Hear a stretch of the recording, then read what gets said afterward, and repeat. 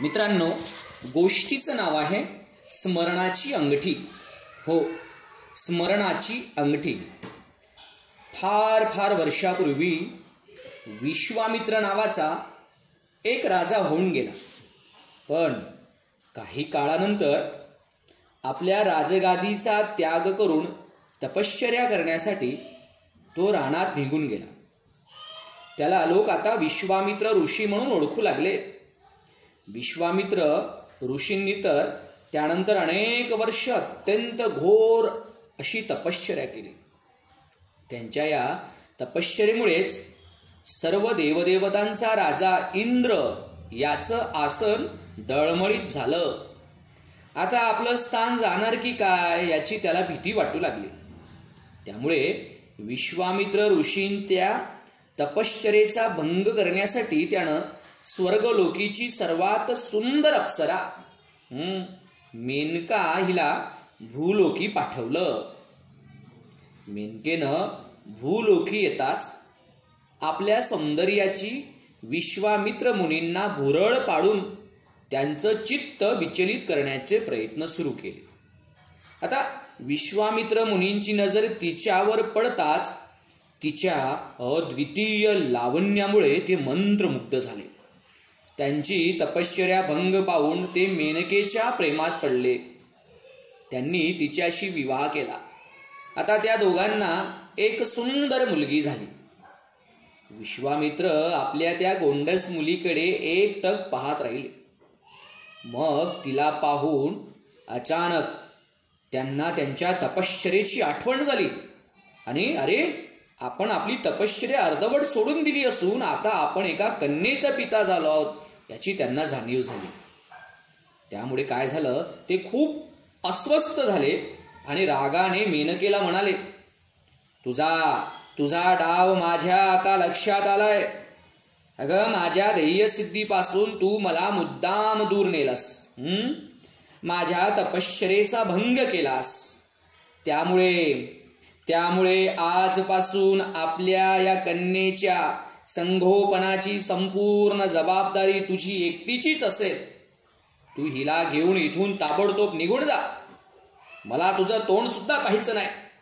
तू पुन्हा जर माझ्या समोर आलीस तर मी तुला असा शाप देईन की तू मला भेटल्याचा तुला कायमचा पश्चाताप होईल. एवढं बोलून आपल्या नवजात बालिकेला तिथे सोडून विश्वामित्र कायमचे तिथून निघून गेले. आता मेनका विवश झाली. आता काय करावं हेच तिला कळेना. मी तर आता देवलोकी इंद्र महाराजांकडे या बाळाला घेऊन परत जाऊ शकत नाही, कारण देवलोकात मानवांना प्रवेश नाही, असा सारखा विचार ती करू लागली. आणि तिच्या डोळ्यातून घळाघळा अश्रू वाहू लागले. ती मनोमन देवादिकांची आणि रानातल्या इतर प्राणी मात्रांची करुणा भाकू लागली. अखेर तिनं एका मोठ्या केळीच्या पानावर आपल्या बालिकेला झोपवून तिला झाडाच्या सावलीत ठेवलं आणि तिच्या समोर हात जोडून ती म्हणाली, बाळा, मला क्षमा कर. माझा नाईलाज आहे. विश्वामित्रांच्या तपश्चर्येचा भंग करण्यासाठी मला इथे पाठवण्यात आलं होतं, पण ते तर आता निघून गेले. त्यामुळे आता मला परत गेलं पाहिजे. मी तुला इथे सोडून जात आहे. इथल्या प्राण्यांनी आणि पक्ष्यांनी तुझी नीट देखभाल करावी अशी मी प्रार्थना करत आहे. मी तुला असं वचन देते की जेव्हा कधी तू संकटात सापडशील तेव्हा मी स्वर्गातून पृथ्वीवर येऊन तुला त्या संकटातून सोडवेन. असं बोलून अत्यंत निराश अवस्थेत डोळ्यात अश्रू घेऊन मेनका इंद्राच्या दरबारी परत गेली. आता बराच वेळ ती बालिका त्या झाडाच्या सावलीत केळीच्या पानावर पडलेली होती. रानातील पक्ष्यांची आणि प्राण्यांची तिला सोबत होती. ती बालिका मोठमोठ्यांदा खेळत मोठमोठ्यांदा हसत होती. जवळच एक नदी होती. कण्व नावाचे एक मुनी त्या नदीकडे चालले असताना त्या बालिकेच्या हसण्याचा आवाज त्यांच्या कानावर पडला. त्या आवाजाचा मागोवा घेत ते त्या झाडापाशी पोहोचले. तिथे झाडाच्या सावलीत पहुडलेली ती बालिका त्यांना दिसली. आता आजूबाजूचे पक्षी आणि प्राणी तिला सोबत करत होतेच. कण्व मुनींनी त्या बाळाच्या आईवडिलांचा आजूबाजूला शोध घेतला, पण जवळपास कुणाचीही चाहूल लागली नाही. त्यांनी डोळे मिटले. आपल्या योग सामर्थ्याच्या साह्यानं त्यांना एक गोष्ट कळून चुकली. त्या बालिकेला असं रानात एकटं सोडून तिचे आई वडील निघून गेले होते. त्यांनी त्या तान्ह्या बालीला उचलून छातीशी घेतलं. ते तिला म्हणाले, बाळा, मी तर एक संन्यासी आहे, पण मी तुझा माझ्या पोटच्या मुलीप्रमाणे सांभाळ करीन. या शकुंत पक्ष्यांच्या सहवासात इथे तू इतकी रमली आहेस, म्हणून तुझं नाव मी शकुंतला ठेवत आहे. कण्व मुनींच्या ऋषींच्या आश्रमात शकुंतला दिवसामासांनी वाढू लागली. बघता बघता तिचं एका सुंदर तरुणीत रूपांतर झालं. तिला 2 मैत्रिणी सुद्धा मिळाल्या. त्यांची नावं होती अनुसूया आणि प्रियवंदा. कण्व मुनींच्या आश्रमात राहत असलेल्या गौतमी नावाच्या संन्यासी स्त्रीनं शकुंतलेचं संगोपन केलं. शकुंतलेला आश्रमातील प्राण्यांचा आणि पक्ष्यांचा फार लळा होता. तिला झाडाझुडपांविषयी प्रेम होतं. तिला आश्रमात राहायला खूप आवडायचं. ती तिथे खूप सुखी आणि समाधानी होती. आणि एक दिवस काही कामानिमित्त कण्व मुनींना आश्रमातून बाहेर जावं लागलं. शकुंतला आश्रमांच्या झाडांची, फुलांची आणि रोपांची देखभाल करण्यात रमली होती. ती झाडांना पाणी देत होती आणि जरा वेळात तिला एक आवाज ऐकू आला, मला खूप तहान लागली आहे, थोडं पाणी मिळेल का? शकुंतलेनं मागे वळून पाहिलं तर काय, समोर एक ओमदा देखणा तरुण उभा होता. तो दुसरा तिसरा कोणी नसून राजा दुष्यंत होता. चांद्र घराण्याच्या कुरुवंशातील तो राजा होता. तो हस्तिनापूर येथे राज्य करत होता. कण्व मुनींच्या आश्रमाजवळच्या रानातील वन्य पशूंनी दुष्यंताच्या प्रजेला हैराण करून सोडलं होतं. त्यामुळे त्या प्राण्यांची शिकार करण्यासाठी तो तिकडे आला होता. दुष्यंत आणि शकुंतला प्रथम भेटीतच एकमेकांकडे आकृष्ट झाले. शकुंतलेनं दुष्यंताच्या ओंजळीत पाणी घालण्यास सुरुवात केली. तो अनिमिष नेत्रांनी खेळल्यासारखा तिच्याकडे पाहत होता. तिच्या सौंदर्यानं, तिच्या हालचालीनं तो अक्षरशः मंत्रमुग्ध झाला होता.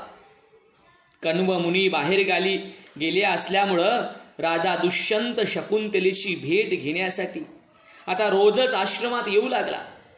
शिकार करता करता मध्येच थोडी विश्रांती घेण्याच्या बहाण्यानं तो आश्रमात येत होता. असे कित्येक आठवडे लोटले आणि अखेर दुष्यंत व शकुंतला यांनी आपापल्या घरच्या लोकांची संमती न घेताच गुपचूप विवाह सुद्धा केला. विवाहानंतर ताबडतोब दुष्यंताला राजधानीत परत जावं लागलं. विरहाच्या दुःखानं शकुंतला व्याकुळ झाली. पण जाण्यापूर्वी तिची समजूत काढत दुष्यंत म्हणाला, प्रिये, अगं ये प्रिये, ही अंगठी घे, ही माझी आठवण म्हणून जपून ठेव. मी हस्तिनापूरला पोहोचलो की लगेच तुझ्या वडिलांना, कण्व मुनींना निमंत्रण पाठवतो. त्यांची परवानगी घेऊन मगच मी तुला इथून घेऊन जाईन. त्यानंतर शकुंतला थोडी शांत झाली. तिनं तो प्रस्ताव मान्य केला. दुष्यंतांची ती अंगठी शकुंतलेच्या नाजूक बोटात जरा सैलसर बसत होती बरं, पण ती हातात घातल्यावर तिला आपल्या पतीविषयी विश्वास वाटू लागला. राजधानीत पोहोचल्यावर इकडे दुष्यंत आपल्या दैनंदिन कामामध्ये व्यग्र झाला. कामाच्या पसाऱ्यातून जरा मोकळं झाल्यावर निवांतपणे शकुंतलेच्या वडिलांना निरोप पाठवून तिला आपल्याकडून बोलावून घ्यायचं असा त्यानं विचार केला. आणि दुष्यंत परत गेल्यावर काही काळातच आपण गर्भवती असल्याचं शकुंतलेच्या लक्षात आलं. कण्व मुनी आश्रमात परत आल्यावर झालेला सर्व प्रकार त्यांना समजला. आपण आपल्या आश्रमात हिचा आपल्या पोटच्या मुलीप्रमाणे प्रतिपाळ केला, सांभाळ केला, पण हिनं मात्र एखाद्या ऋषीऐवजी राजाशी विवाह करण्याचा निर्णय घेतलाय. परंतु एका राजाची राणी म्हणून ही नक्कीच शोभीन दिसेल असा त्यांनी विचार केला आणि ते म्हणाले, आपण दुष्यंत राजाचा सांगावा येण्याची वाट बघत आश्रमात थांबणं योग्य नवं. त्यापेक्षा तू तुझ्या पतिगृही जावस हेच बरं. शकुंतला आपल्या पतीला भेटण्याच्या कल्पनेनं शकुंतला हरकून गेली, पण त्याचबरोबर नवीन आयुष्याला सुरुवात करण्याच्या कल्पनेनं मनातून थोडीशी धास्तावली. मी आजवर या राणाबाहेर कधीच गेले नाही. आश्रमाबाहेरचं आयुष्य कसं असतं तेही मला ठाऊक नाही. मोठं नगर कसं असेल याची मला काहीच कल्पना नाही. मला पित्यासमान असलेले कण्व मुनी आणि माझे प्रिय पती दुष्यंत एवढे दोघंच मला माहीत आहे. राजधानीतील आयुष्याशी मी मिळतं जुळतं घेऊ शकेन का? अशा वेगवेगळ्या विचारांनी शकुंतलेचं मन भरून गेलं होतं. इकडे शकुंतला अशी विचारमग्न अवस्थेत बसून असताना आश्रमात कण्व मुनींची भेट घेण्यासाठी दुर्वास ऋषी आले. आता दुर्वास ऋषी म्हणजे ते स्वभावानं अत्यंत रागीट म्हणून प्रसिद्ध. त्यांचा क्रोध अनावर होत असे. इकडे शकुंतला तिच्या विचारात इतकी बुडून गेली होती की तिनं उठून पुढे होऊन दुर्वास ऋषींचं स्वागत सुद्धा केलं नाही. ती विसरलीच, इतकी विचारांमध्ये होती. आता तिनं आपला असा अनादर करावा, अपमान करावा याचा दुर्वास ऋषींना राग आला आणि आपल्या हातातील कमंडलू मधील थोडंसं पाणी तिच्या मस्तकावर शिंपडून ते म्हणाले, शकुंतले, आज तू नक्कीच दुसऱ्या कुणाच्या तरी विचारात मग्न झालेली असल्यामुळे तुला तुझ्या कर्तव्याचा विसर पडलेला दिसतोय. ज्या कुणाचा तू विचार करत आहेस त्या व्यक्तीला या क्षणापासून तुझा विसर पडेल असा मी तुला शाप देतो. बिचारी शकुंतला इतकी घाबरून गेली की त्यांच्या शब्दांचा मतितार्थ तिच्या नीट लक्षात सुद्धा आला नाही हो. तिच्या दोघी मैत्रिणी नेमक्या त्याच वेळी तिथं आल्या होत्या. दुर्वास ऋषींची शापवाणी ऐकून त्या भयभीत झाल्या. त्यांनी ऋषींच्या पायावर लोटांगण घालून गयावया केली. ऋषीवर तुम्ही कृपा करून तुमचा हा महाभयंकर शाप मागे घ्या अशी त्यांनी ह्या ऋषींकडे याचना केली. शकुंतला एखाद्या निरागस बालकाप्रमाणे निष्पाप आहे हो. तिचं मन सध्या भविष्याच्या चिंतेनं भरून गेलेलं आहे. तिनं आजवर अजाणता सुद्धा कधीही कुणाचा अनादर केला नाही, कुणाला दुखावलेलं नाही. तुम्ही आमचं म्हणणं ऐका. तिच्या वतीनं आम्ही तुमची क्षमा मागतो, पण तिला माफ करा. हे ऐकून दुर्वास ऋषी जरा शांत झाले आणि ते म्हणाले, मी एकदा दिलेला शाप काही मागे घेऊ शकत नाही, परंतु मी तिला एक शाप देतो. शकुंतला ज्या व्यक्तीच्या चिंतनात इतकी बुडून गेली होती त्या व्यक्तीची एखादी वस्तू जर तिच्याकडे असेल तर त्या वस्तूवर नजर पडताच त्या व्यक्तीला शकुंतलेची आठवण येईल. इकडे शकुंतला अजूनही विचारमग्न अवस्थेत तशीच बसून होती. आजूबाजूला हे सर्व काय घडत होतं याची तिला जरा सुद्धा जाणीव नव्हती. आपण किती कठीण परिस्थितीत अडकलो आहोत हे तिच्या अजून ध्यानातच आलेलं नव्हतं. आपल्या पतीला कधी काळी आपला विसर पडू शकेल या गोष्टीवर तिचा विश्वासच बसेना. आणि काही दिवसानंतर शकुंतलेची पतिगृही जाण्याची वेळ आली. तिच्या मैत्रिणींनी तिला आठवण करून दिली, शकुंतले, अगं पतीकडे जाताना ती अंगठी घेऊन जायला विसरू नकोस हा.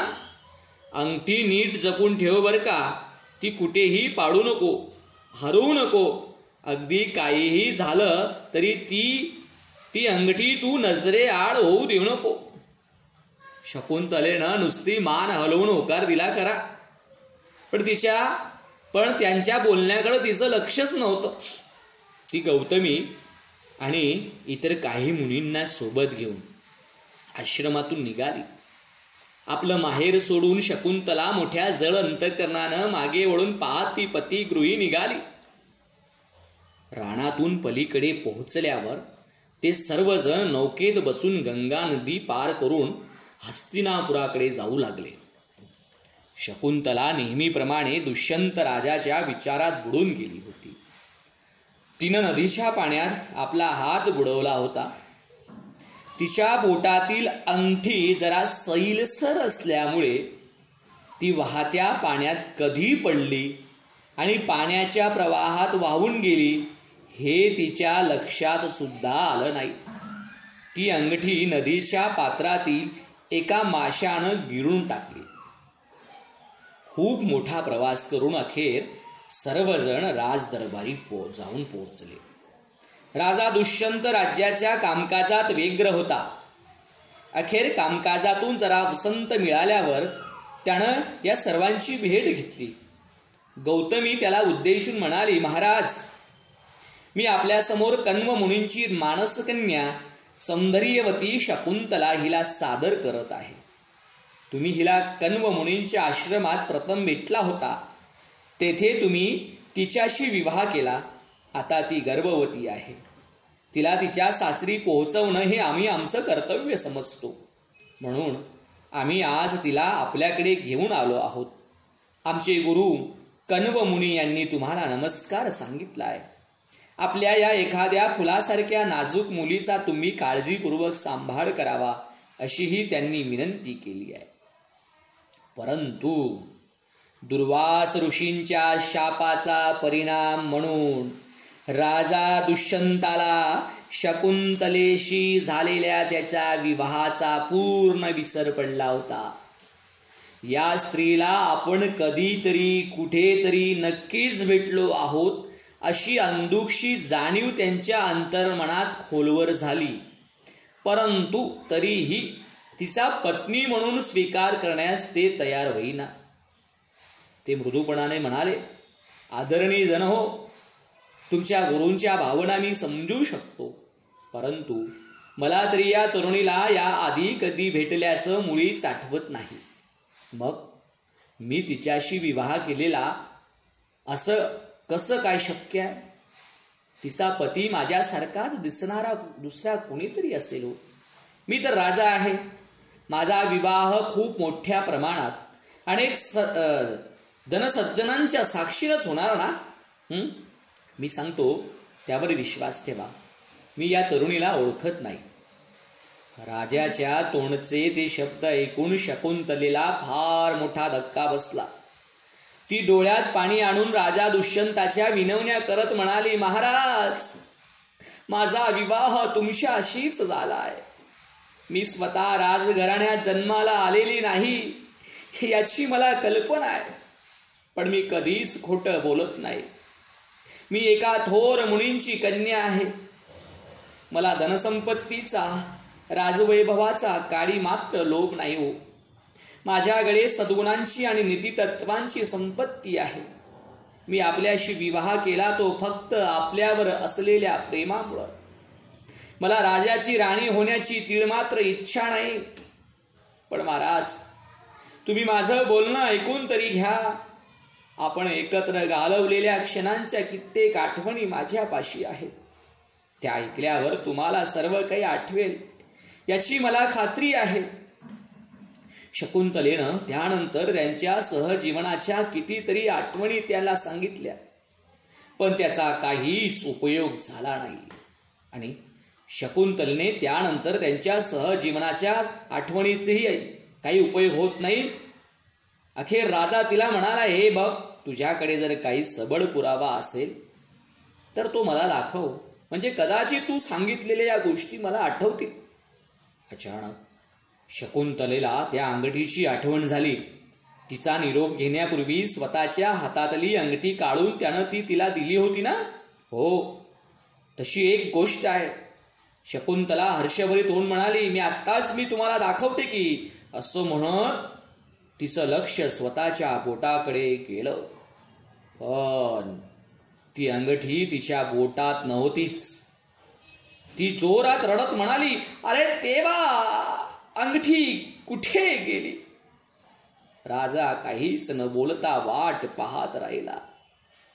शकुंतलेनं तर अंगठी सर्वत्र शोधली, पण तिच्या सामानातून सुद्धा कुठेच त्या अंगठीचा पत्ता नव्हता. गौतमी काळजीत पडून म्हणाली, तू अंगठी कुठे ठेवलीस ते जरा आठव शकुंतले. आपण नौकेत बसून प्रवास करत असताना माझ्या हातात ती अंगठी होती, पण त्यानंतरच काहीच मला आठवत नाहीये. शकुंतला खिन्नपणे म्हणाली. तिचे डोळे पाण्याने भरले होते. दरबारात जमलेली मंडळी तिच्याकडे पाहून कुचेष्टेने हसू लागली. अगतिक होऊन मूकपणे शकुंतला दरबारातून बाहेर पडली. आपण या तरुणीला याआधी कधीही भेटलेलो नाही अशी दुष्यंताची मनोमन खात्री असून सुद्धा त्याचं मन विषादानं भरून गेलं.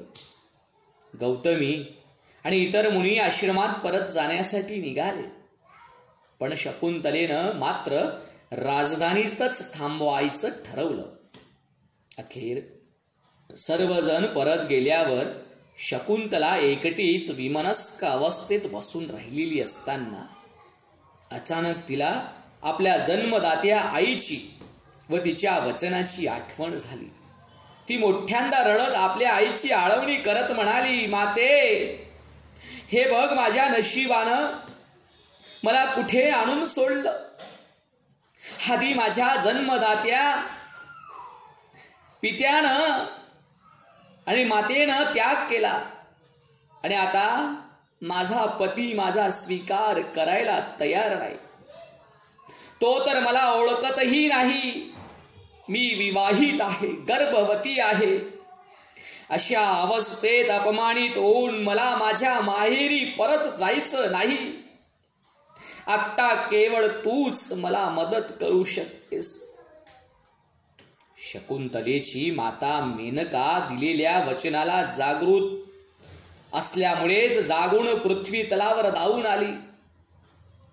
ती शकुंतलेला घेऊन मारीची ऋषींच्या आश्रमात गेली.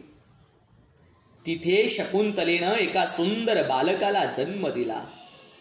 तिनं त्याचं भरत असं नामकरण केलं.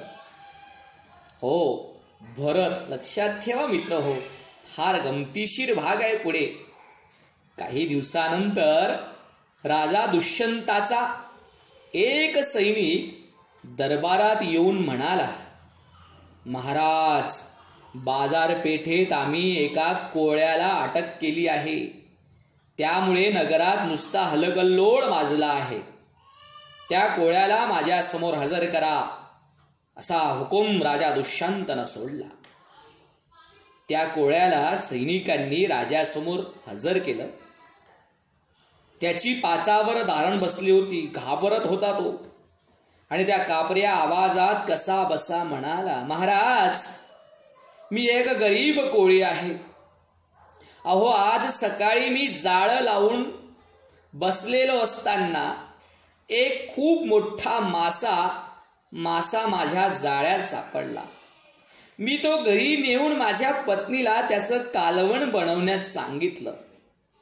तिनं तो मासा कापताच त्याच्या पोटात मला एक मोठी अंगठी सापडली. मला वाटलं, आपण ही अंगठी जर बाजारात नेऊन विकली तर चांगला पैसा मिळेल. अहो, म्हणून मी ती विकण्यासाठी सोनाराकडे गेलो, तर तुमच्या या सैनिकांनी मला अटक केली. पण मला खरंच या अंगठीविषयी काहीच माहिती नाही हो. एका माशाला पकडल्यामुळे मी इतक्या मोठ्या संकटात सापडेन याची मला खरंच कल्पना नाही हो. महाराज, मला सोडून द्या. मी देवा शपथ खरं तेच सांगतोय. मी अंगठी ही राजवाड्यातून चोरून नेलेली नाही हो. मग ती अंगठी राजापुढे सादर करण्यात आली. गंमत आहे ना. हीच अंगठी, हो, हीच अंगठी त्यानं आपल्या पत्नीला म्हणजेच शकुंतलेला दिली होती. तिचा तो अश्रू पूर्ण करून चेहरा त्याला आठवला. आपण किती निर्दयपणे तिला परत पाठवून दिलं हेही त्याला आठवलं. त्यावेळी ती गरोदर असूनही आपण तिची जरा सुद्धा पर्वा केली नाही. उलट आपल्या दरबारातील लोकांनी तिची छी थू केली. या विचारांनी त्याला मनापासून फारच खंत वाटू लागली. त्याला आपल्या वागण्याचा पश्चाताप होऊ लागला. त्यानं त्या कोळ्याला बक्षिसी देऊन परत पाठवलं आणि आपल्या सैनिकांना शकुंतलेचा शोध घ्यायला सांगितलं. सैनिकांनी राजधानीच्या कानाकोपऱ्याचा अगदी कसून शोध घेतला, पण शकुंतलेचा थांग पत्ताही त्यांना मिळाला नाही. इकडे शकुंतलेच्या निगराणीखाली भरत लहानाचा मोठा होत होता. आश्रमाच्या आजूबाजूला असलेल्या रानातील वन्य पशु हेच त्याचे खेळ सवंगडी होते. अशी कित्येक वर्ष लोटली आणि एक दिवस देवांचा राजा इंद्र याला असुरांविरुद्धच्या लढाईत राजा दुष्यंताच्या मदतीची गरज भासली. दुष्यंतानं त्याची ती मागणी पूर्ण करून असुरांचा पाडावा केला. इंद्रलोकाहून आपल्या राजधानीत परत जात असताना राजा दुष्यंत वाटेत विश्रांतीसाठी मारीची ऋषींच्या आश्रमामध्ये थांबला. तिथे त्याला एक विलक्षण दृश्य दिसलं. एक मुलगा एका सिंहाच्या छाव्याशी मजेत खेळत होता. त्या छाव्याला पकडून त्याचा जबडा जबरदस्तीने उघडून तो त्याचे दात मोचत होता. किती शूर आहे हा मुलगा! हा इतका साहसी मुलगा ज्या मात्या पित्यांच्या पोटी आला आहे ती किती बरं भाग्यवान असतील. राजा दुष्यंताच्या मनात आलं, खरं तर आपल्या राज्याला हा असा वारस मिळाला तर किती बरं होईल. राजानं इकडे तिकडे पाहिलं. त्याला जमिनीवर काहीतरी चमकदार गोष्ट दिसली. त्यानं ती उचलली. तो एक बाजूबंद होता. त्यानं त्या मुलाला विचारलं, हे तुझं आहे का? तो मुलगा म्हणाला, हो, ते चुकून पडलं असेल. अचानक एक तरुण स्त्री पळत तिथे येऊन म्हणाली, त्याला स्पर्श करू नका, ते धोकादायक आहे. का बरं? का? हा तर एक साधा काळा धागा आहे, यात कसला धोका? राजा दुष्यंत आश्चर्याने विचारतोय. हो, आमचे गुरु मारीची यांनी हा मंतरलेला धागा याच्या दंडात बांधला आहे. या भरताच्या दंडात यासाठी बांधलाय की त्याचं संरक्षण करण्यासाठी तो आहे. या मुलाचं नाव आहे भरत. जर त्याचे गुरु किंवा माता पिता यांच्याशिवाय दुसऱ्या कुणाही व्यक्तीनं या बाजूबंदला स्पर्श केला तर त्यांचं तत्काळ सर्पात रूपांतर होऊन तो सर्प त्या व्यक्तीला दंश करतो. तेव्हा तुम्ही तो बाजूबंद ताबडतोब फेकून द्या. ती स्त्री घाबरून म्हणाली. आता ते ऐकून राजा दुष्यंतानं केवळ स्मित हास्य केलं, पण तो बाजूबंद मात्र हातात तसाच पकडून ठेवला. बाहेरून कसले आवाज येत आहेत हे पाहण्यासाठी शकुंतला कुटीतून बाहेर आली. तेथे राजा दुष्यंताला पाहून ती जागच्या जागी किळल्यासारखी स्तब्ध उभी राहिली. दुष्यंतांची नजर तिच्यावर पडली. त्याचं मन अपराधी भावनेनं भरून गेलं.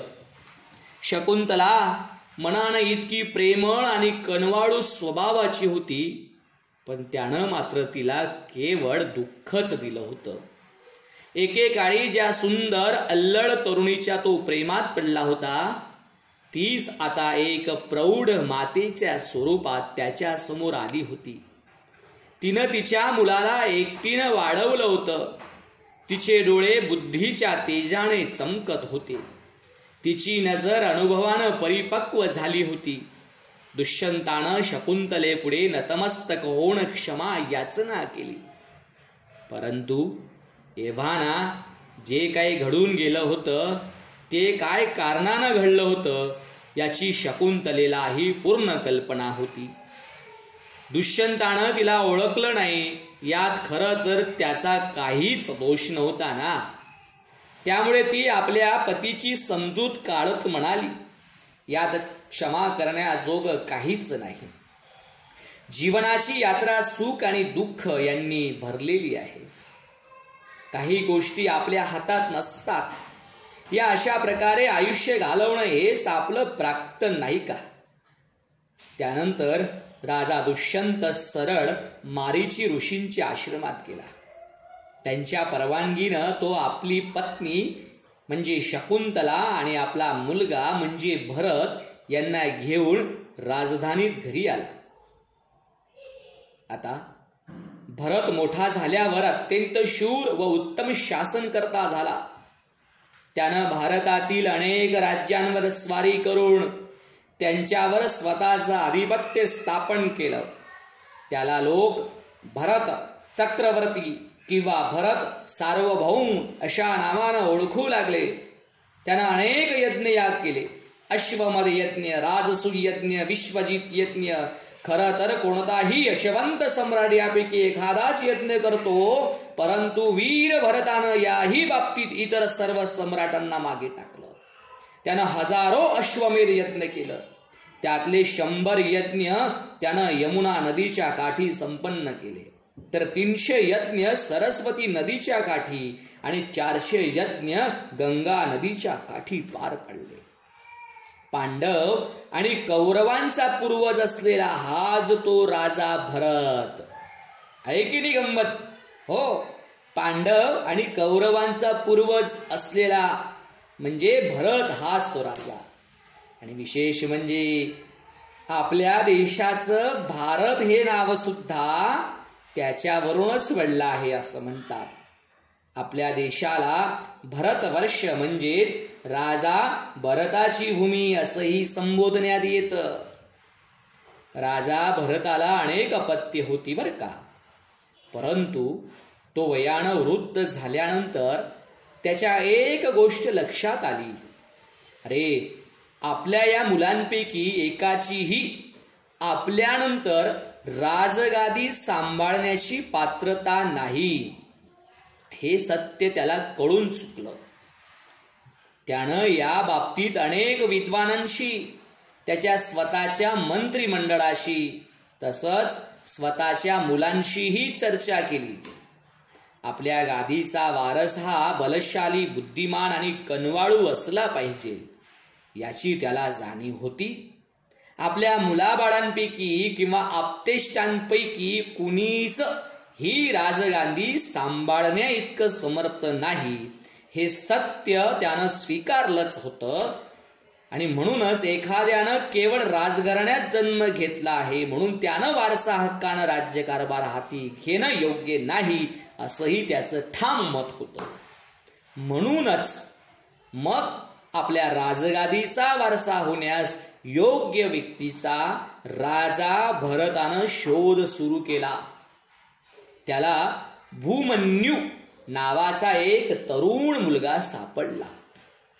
हा मुलगा जन्मानं राजघराण्यातील नव्हता, परंतु तो राजगादीची जबाबदारी पेलण्यास समर्थ होता. राजा भरतानं सर्व मंत्रिमंडळाची सभा भरवली. आपल्या मुलांकडे एक दृष्टिक्षेप टाकल्यावर पुन्हा त्याला असंच वाटलं की आपण घेतलेला हा निर्णयच योग्य आहे. त्यानं आत्मविश्वासपूर्वक एक घोषणा केली, माझा वारसदार कोण असावा याविषयी मी खूप विचार केला आहे. मी असा निर्णय घेतला आहे की मी जेव्हा राजगादीचा त्याग करेन तेव्हा भूमन्यू हाच राज्याचा सूत्र घेणारा पुढचा उत्तराधिकारी असेल.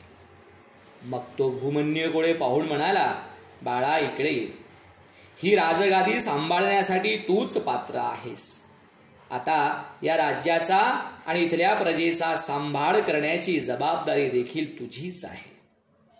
अशा रीतीनं भरतानंतर राज्यकारभाराची धुरा स्वीकारून भूमन्यूनं भरता इतक्याच उत्तम रीतीनं राज्यकारभार केला.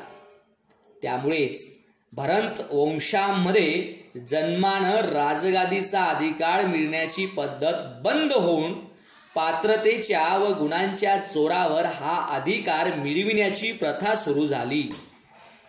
परंतु पुढे मात्र अंधराजा धृतराष्ट्रानं पात्र आणि सुयोग्य शासनकर्ते पांडव यांचा अधिकार डावलून राज्याची धुरा स्वतःच्या सर्वस्वी अपात्र अशा पुत्राकडे सोपवली आणि महाभारतातील महायुद्ध घडून येण्यापाठीमागे हे मूळ कारण दिसतं.